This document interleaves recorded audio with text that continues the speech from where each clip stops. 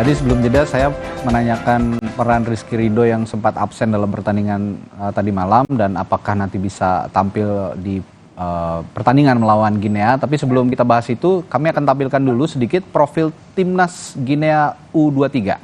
Sedikitnya ada 13 pemain, saudara, yang pemain Guinea yang berlaga di liga-liga Eropa. Di antaranya bahkan berlaga di tim-tim liga kelas 1 Eropa. Di antaranya Selu Diallo, pemain Deportivo Alaves di Liga Spanyol. Ada juga pemain Olympiakos, ada 2 pemain Olympiakos, klub Liga Yunani, yakni Agibu Kamara dan Algasime Bah. Lalu Maido Keita di Liga Prancis bersama Auxerre B. Nah ini kalau kita lihat memang seperti yang disinggung lagi oleh Bung Gita ya, ada 4 pemain yang berlaga di Eropa sepertinya harus kita waspadai. Yep. Yang sepertinya sudah sehari-hari rumput Eropa tuh jadi makanan gitu kayaknya buat mereka. Ini yang juga harus kita waspadai. Dan menariknya adalah kalau tadi kita bicara Bah dan juga pemain yang satunya tadi itu Diallo ya. Diallo tadi, dua-duanya itu gagal adu penalti pada saat lawan. Mereka kan kalah 3-4. Ya. 2 yang gagal itu adalah 2 pemain itu. Pemain inti mereka memang kadang-kadang bintang kan suka gagal di adu penalti ya. Dan ini yang membuat mereka harus playoff melawan kita dan Mali yang lolos langsung ke Olimpiade nanti. Paris. Tapi saya pikir juga kita harus waspadai mereka karena mereka sudah terbiasa dengan apa yang sudah ada di Eropa karena mereka bermain sehari-harinya di Eropa walaupun kita juga punya banyak pemain yang bermain di Eropa. Marcelino salah satunya. Ya. Kembali kita tadi bahasannya sempat tertunda soal Rizky Ridho yang sempat absen tadi malam ya karena straight red card-nya di pertandingan melawan Uzbekistan sebelumnya. Sebenarnya kalau peluang dia bisa bermain kembali bagaimana? Ini kan soalnya sekarang ini playoff pertandingan turnamen sudah berakhir dan ini akan menjalani babak playoff untuk turnamen lainnya. Ya, dia kan straight card ya. Harusnya 2 pertandingan. Tapi apakah pertandingan keduanya itu di kejuaraan AFC Asian Cup Under 23 berikutnya atau masuk ke kualifikasi playoff Olimpiade itu yang kita masih tanda tanya. Kemudian kalau kita bicara tadi malam kan Justin Hopner juga mendapatkan kartu kuning keduanya dia. Dia juga kan ada tulisannya jelas bahwa Mrs. Next Match. Tapi Mrs. Next Match-nya itu apakah di pertandingan di Clairefontaine nanti atau nanti itu yang kita belum tahu. Tapi saya rasa ini kejuaraan yang berbeda ya karena ini playoff Olimpiade. Rasa-rasanya dua-duanya akan bisa dimainkan. Tapi yang lebih penting adalah Rizky Ridho terutamanya bagaimana kepemimpinannya. Perannya. Kadang-kadang kan pemain belakang itu harus lebih cerewet ya dibandingkan kalau kapten itu dia harus lebih cerewet mengkomandoi teman-temannya. Itu yang tidak terlalu terlihat dari Justin Hopner kemarin. Bahkan gol yang diciptakan oleh Ali Jassim, gol kemenangan Irak itu ada misjudge dari dia sehingga kemudian Ali Jassim berdiri bebas. Ini yang harus dipunyai. Kemudian satu lagi, saya nggak tahu, tanya sama Sandi deh. Hernando Ari ini kan tipenya adalah penjaga gawang yang tenang, dingin. Saking dinginnya dia jarang teriak, jarang marah pada rekan-rekannya. Ini jadi perannya Rizky Ridho harusnya dimainkan oleh dia juga. Tapi kemarin kan ya, kalau dia bisa save, dia save tanpa dia harus ngomel sama rekan-rekannya. Ini yang sebenarnya harusnya bisa jadi sisi di mana dia mengkomandoi teman-temannya untuk sekedar mengingatkan bahwa emang ada bahaya kenyataannya. Nah gimana tuh Bung Sandi kalau katanya Bung Gita harusnya sepertinya kiper itu juga ikut cerewet gitu sama pemain-pemain yang berada di lini belakang untuk mengamankan lini pertahanan. Emang seperti itu biasanya harusnya ya? Memang posisi penjaga gawang adalah posisi yang sangat vital di dalam tim karena posisi goalkeeper dia bisa melihat semua area lapangan, semua pemain-pemain dari timnya itu sendiri dan pemain lawan ada di depannya dia. Seharusnya seorang penjaga gawang bisa menjadi seorang komando. Jadi bahkan lebih statusnya tuh lebih tinggi dari seorang kapten. Jadi setidaknya dia harus orang bilang harus cerewet lah gitu. Dan saya lihat juga ini kelemahan dari kiper-kiper di Indonesia, terutama di penjaga gawang level senior, bahkan di tim liga pun sekelas di tim liga 1 banyak penjaga gawang yang kurang komunikasi di sektor pertahanan, apalagi ketika bola sampai di area pertahanannya sendiri itu justru komunikasi seharusnya kan lebih keras, tapi ini lama-lama semakin bola mendekati gawang suaranya semakin pelan, justru ketika bola dari gawang suaranya keras. Itu mungkin habit yang harus diperbaiki, yang harus dirubah juga oleh para pemain kita terutama di posisi penjaga gawang, sehingga ketika tugas penjaga gawang cerewet, istilah cerewet itu memudahkan pemain-pemain bertahan untuk koordinasi. Begitu. Oke. Tadi. No wonder kalau biasanya after match itu player yang suaranya habis biasanya penjaga gawang dengan kapten ya gitu ya, begitu ya kira-kira. Kayak kemarin kan ada 2 save-nya Hernando Ari. Saya pikir dia bangkit kemudian ngomel sama barisan belakangnya karena tidak melakukan blok. Ini enggak, dia santai aja. Santai aja gitu. Pokoknya Tapi tugasnya selesai. Memang dia menjalankannya dengan sangat baik. Bawaannya cool kan juga. kadang-kadang kita harus teriak untuk mengasih tahu teman-teman kita bahwa ya harus waspada dan segala macam. Iya. Nah, saya mau ke Pak Humaydi nih kalau gitu. Pak Humaydi kalau ngomong-ngomong pemain cerewet gitu, Witan masuk kategori pemain cerewet nggak sih menurut Pak Humaydi untuk mengkoordinasikan tim-tim teman-temannya yang berada di dalam tim? Pokoknya kalau Witan sih nggak cerewet dia, cuma dia main terlalu banyak senyum pokoknya. Iya ya, kalau saya perhatikan lebih banyak senyum gitu. Bahkan kadang-kadang kalau di tackle juga senyum.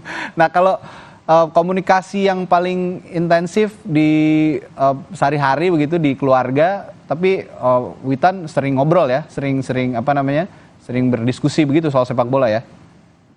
Iya betul. Oke, kalau Anda lihat tadi yang paling intensif dengan Marcelino ya, berarti kalau ngobrol gitu kalau di dalam tim.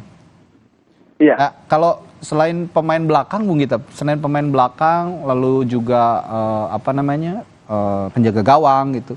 Sebenarnya yang paling punya peran untuk mengkoordinasikan tim itu dalam sebuah tim sepak bola itu siapa sih? Apakah memang Di tengah ya. Di tengah. Nathan, peran Nathan kan bagus di 6 pertandingan yang sudah kita mainkan ya. Oke. Terutama pada saat pertandingan pertama melawan Qatar, Ivar Jenner kena kartu merah. Kemudian Nathan yang dimasukkan itu saya kagum dengan kemampuan dia untuk bermain di posisi yang memang bukan posisi aslinya. Di posisi aslinya back kiri. Ya. Tanggal 21 Maret waktu kita bertanding melawan Vietnam ada kegugupan Nathan. Nathan bilang bahwa dia gugup pertama kalinya main di tengah dukungan banyak sekali penonton.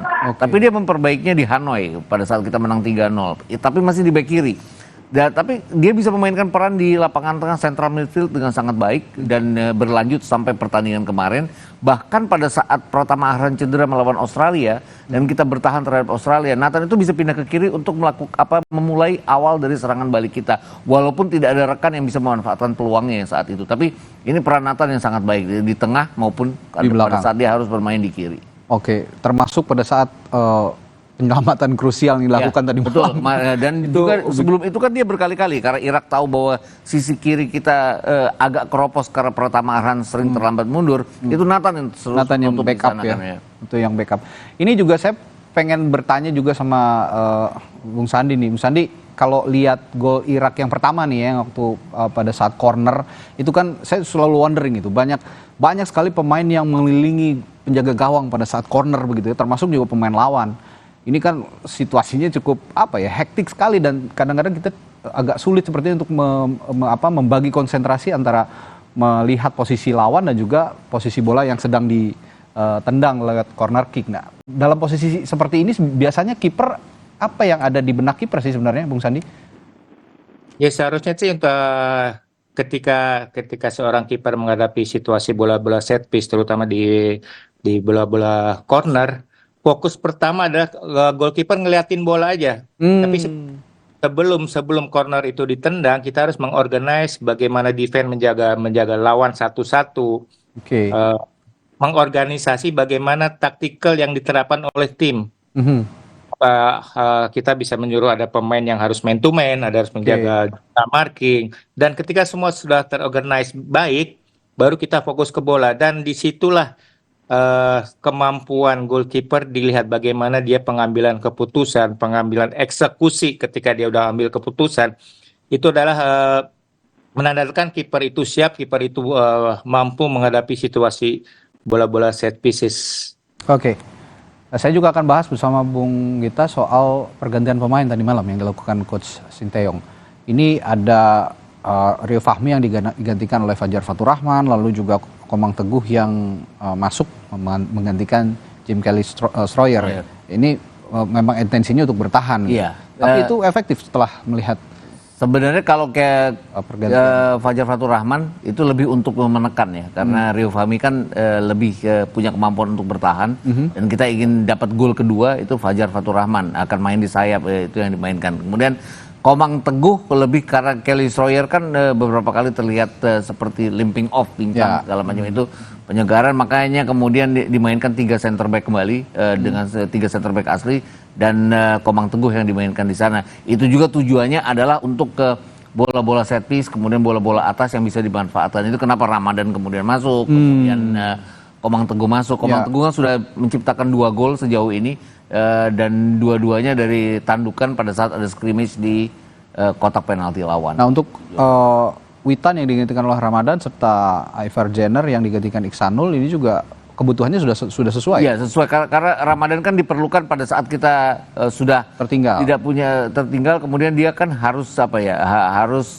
bola-bola yang tidak ditebak oleh Irak, bola-bola atas, dan Ramadan kan bisa dengan bola-bola atas seperti itu. Oke. Tapi sayangnya kemudian kita tidak punya, Irak sudah menutup dengan mundur banyak sekali pemainnya sehingga menutup kemungkinan kita untuk melakukan crossing yang tujuannya untuk Ramadan Sananta. Oke.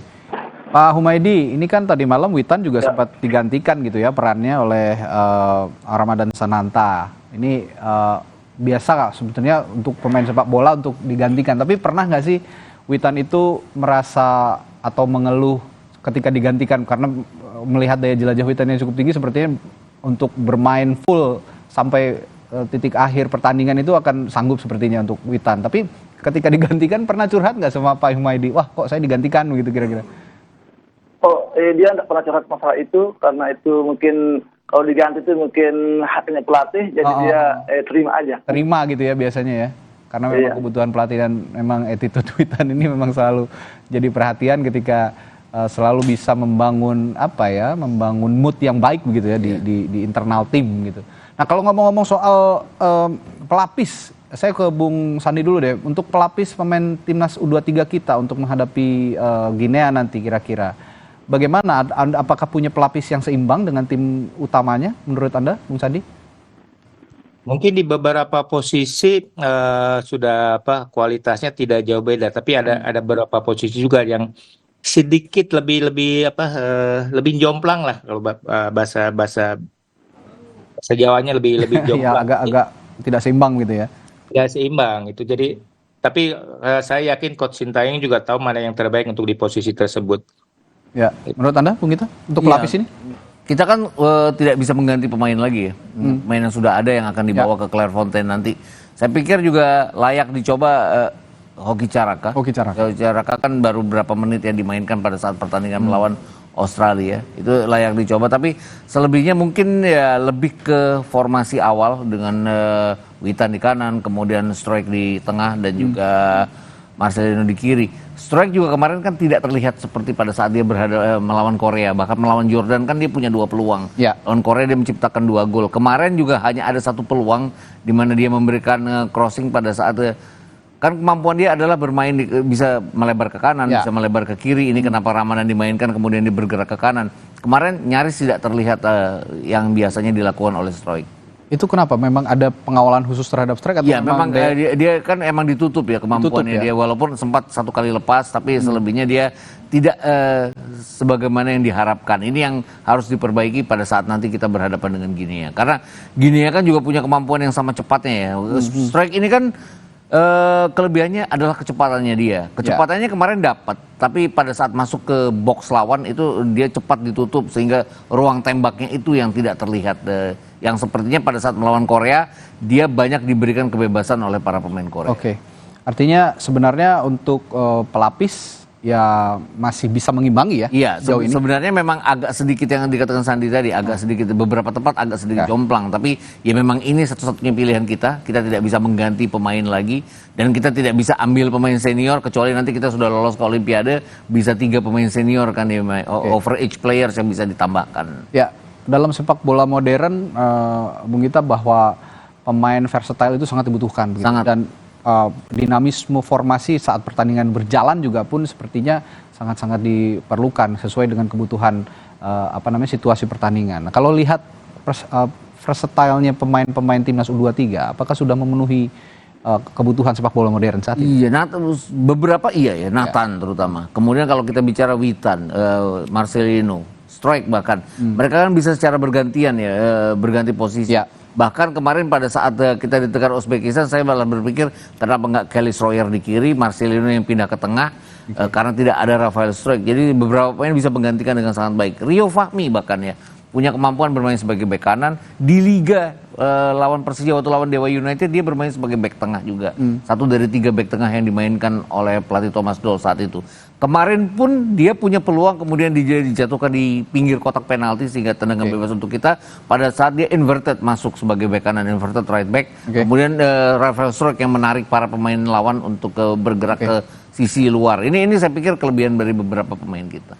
Terakhir saya ke Bung Sandi, bahwa tadi malam gitu ya kita kalah pada saat babak tambahan waktu ya, extra time lah ya, ini di extra time kedua bahkan.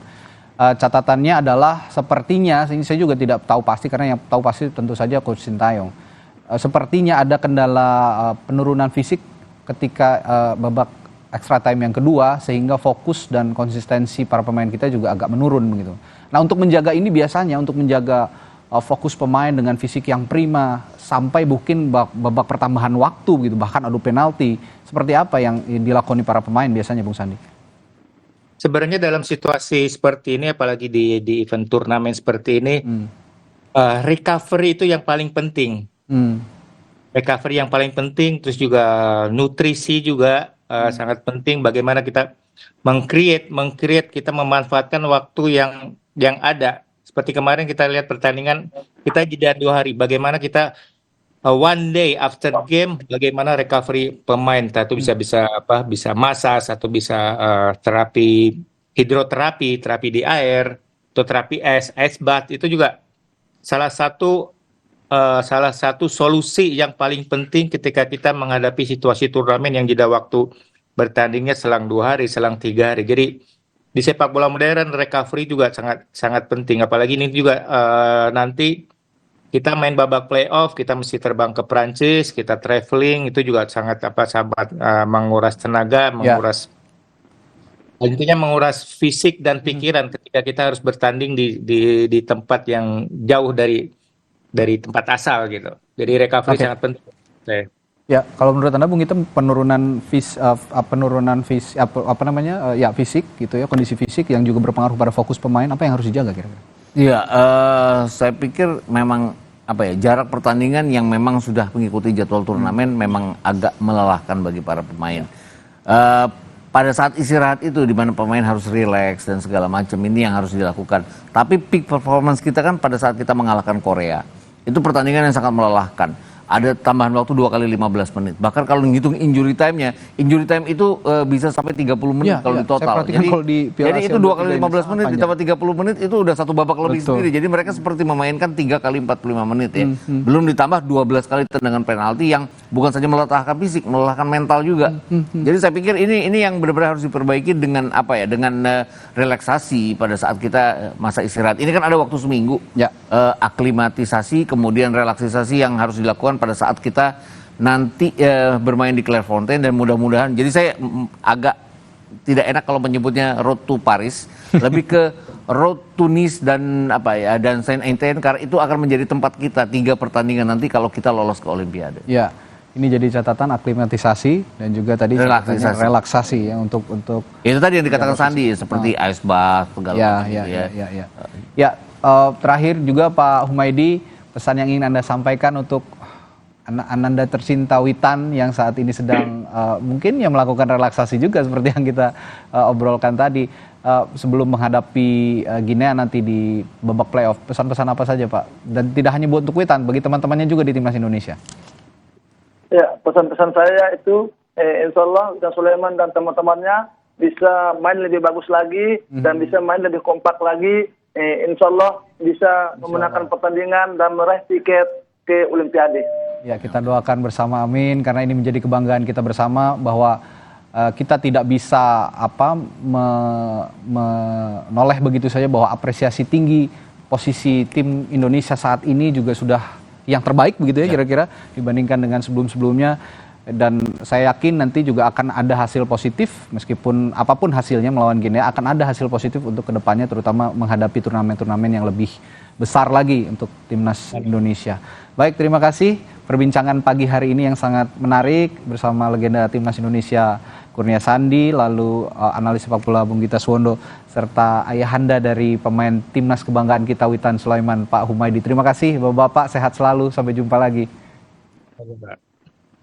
Saudara, masih ada informasi lainnya.